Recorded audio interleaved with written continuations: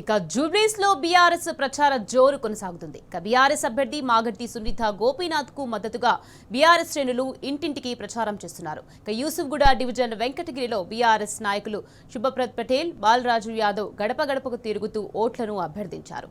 100% భారీ మెజార్టీతో మాగంటి సునీత గెలుపు ఖాయమంటున్న బీఆర్ఎస్ నేతలతో మా ప్రతినిధి Yasar face to face.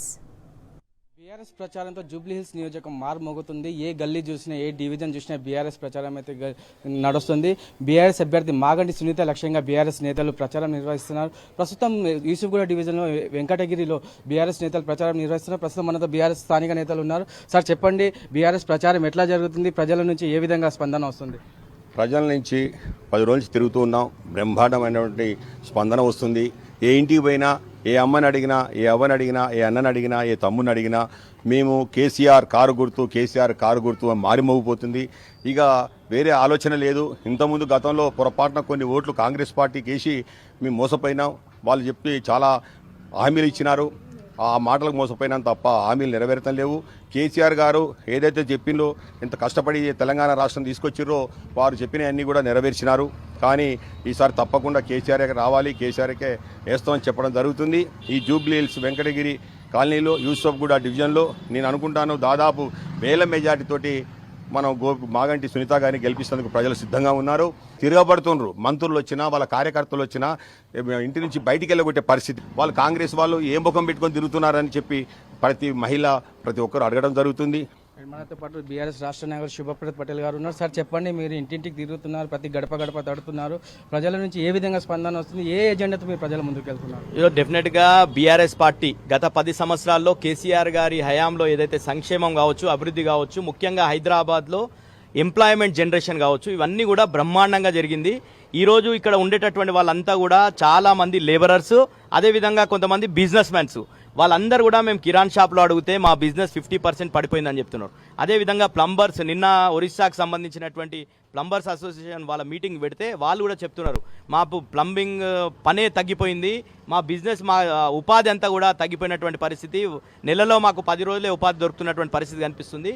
Congress party 22 నెలల కాలంలో హైడ్రా అని తీసుకొని వచ్చేసి పేదల ఇల్లులు కూలగొట్టడం కావచ్చు, ఇవన్నీ కూడా భయభ్రాంతులకు గురి చేసేటటువంటి పరిస్థితి తీసుకొచ్చింది. కాబట్టి రియల్ ఎస్టేట్ మొత్తం కొలాప్స్ అయ్యింది. ఎక్కడ ఉపాధి లేకపోవడం వల్ల ఇక్కడ జీవించేటటువంటి ఉపాధి అంటే అనేక రంగాల్లో కన్స్ట్రక్షన్ ఫీల్డ్లో పనిచేసేటటువంటి లేబరర్స్ అంతా కూడా ఉపాధి కోల్పోయినటువంటి పరిస్థితి ఉంది.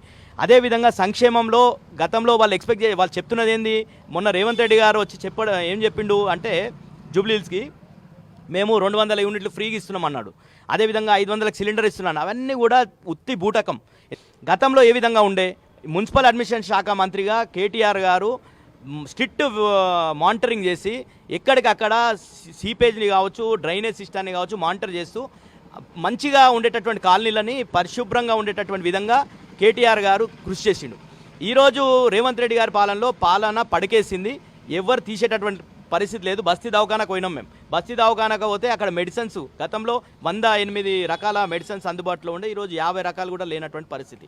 కాబట్టి ఇవన్నీ కూడా గత పాలనని కంపేర్ చేసుకుంటారు ప్రజలు. మేము పోయినప్పుడు ఏం చెప్తున్నారంటే, మేము తప్పకుండా కేసీఆర్ గారికే ఇస్తాం, ఇక్కడ మాగంటి గోపీనాథ్కే మేము ఓట్లు వేసినాము, ఇప్పుడు కూడా డెఫినెట్గా కేసీఆర్ గారికి వేస్తాము, కాంగ్రెస్ పార్టీకి వేసే క్వశ్చనే లేదు. కాంగ్రెస్ మొత్తం మోసం చేసింది. మాకు ఎక్కడ కూడా 2500 ఆడోళ్ళకన్నారు, ఒక్కరికి ఇవ్వలేదు. కాబట్టి ప్రజలందరూ ఫుల్ క్లారిటీతో ఉన్నారు. తప్పకుండా 11వ తారీఖు రోజు కారు గుర్తు మీద ఓట్లేసి మాగంటి సునీత గారిని బ్రహ్మాండమైనటువంటి విజయం బీఆర్ఎస్ పార్టీకి సొంతం కాబోతుంది. ప్రజలు కమిట్మెంట్తో ఉన్నారు. మాకు మంచి పరిపాలన ఉండాలంటే కేసీఆర్ గారి నాయకత్వంలో ఉండాలని చెప్పి కోరుకున్నారు. 100% రేపు మాకు ఇంకో భరోసా ఇస్తున్నారు అందరూ. ఏంటంటే మేము పోయినప్పుడు డెఫినెట్గా ఈ గులాబీ కండువా చూడంగానే డెఫినెట్గా వచ్చే ప్రభుత్వం మీదే, 2 సంవత్సరాల తర్వాత కేసీఆరే మళ్ళీ ముఖ్యమంత్రి అవుతారు సార్, 100% మాకే భరోసా ఇచ్చేటటువంటి పరిస్థితి ప్రజల్లో ఉంది. కాబట్టి మంచి మెజార్టీతో మేము గెలవబోతున్నాం. సార్ మీరు చెప్పండి, ముఖ్యమంత్రి గారు స్వయంగా అంటున్నారు బీఆర్ఎస్ పార్టీకి ఓటేస్తే సంక్షేమ పథకాలు ఆగుతాయి, సన్న బియ్యం అవుతుంది, కరెంటు ఫ్రీగా రాదంటున్నారు. దీన్ని మీరు ఎట్లా అంటారు? ఈరోజు ప్రధానంగా ఏదైతే బూత్లు వెంకటగిరి కాలనీ మరియు ఈ బూత్లలో తిరుగుతూ ఉంటే సుమారుగా 4 రోజుల నుంచి ఇక్కడ తిరుగుతూ ఉన్నాం. పండు ముసలి నుంచి పసిపిల్లవాడి వరకు కేసీఆర్ గారి నాయకత్వం బాగుండాలి, కేసీఆర్ నాయకత్వం ఉన్నప్పుడే ఈ అనేక సంక్షేమ పథకాలు మాకు అందినవి. కాంగ్రెస్ వచ్చిన తర్వాత అన్ని పథకాలు అనేవి బంద్ అయినటువంటి ఆలోచన చేస్తూ ఉన్నారు. ఏం పథకాలు బంద్ అయినా తెల్లని మేము అడిగినాం. అయ్యా దళిత బంధు గతంలో దళితులకు వచ్చి అది బంద్ అయింది. కనీసం డెలివరీ అయినటువంటి వాళ్ళకు కేసీఆర్ కిట్ వచ్చేది, అది బంద్ అయింది. బీసీల కోసం బీసీ బంద్ ఉండే, అది బంద్ అయింది. కనీసం ఇవాళ ఏదైతే డ్రైనేజ్ వ్యవస్థ కూడా సరిగ్గా బాగాలేదు వెంకటగిరి కాలనీ అని చెప్తున్న సందర్భాలు కనపడతా ఉన్నాయి.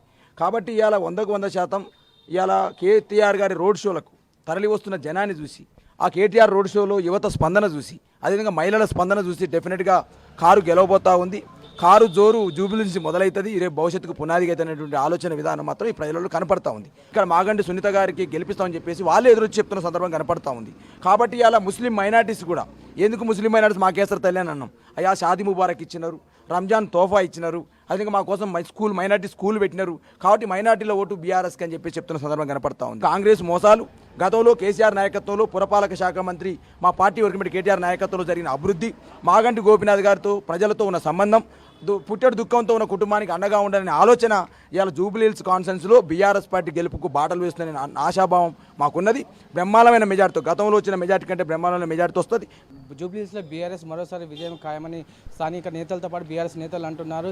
ఏదైతే గతంలో మాగంటి గోపీనాథ్ చేసిన సేవలే మరోసారి మాగంటి సునీతను గెలిపిస్తున్నాయని అంటున్నారు. అటు బీఆర్ఎస్ ప్రచారానికి ప్రజలు స్వచ్ఛందంగా మద్దతు తెలుపుతున్నారు. మాగంటి సునీతకు భారీ మెజార్టీతో గెలిపిస్తామని చెప్తున్న పరిస్థితి మనకు కనపడతా ఉంది. వీడియో జర్నలిస్ట్ సైదులతో యాసర్, టీ న్యూస్, హైదరాబాద్.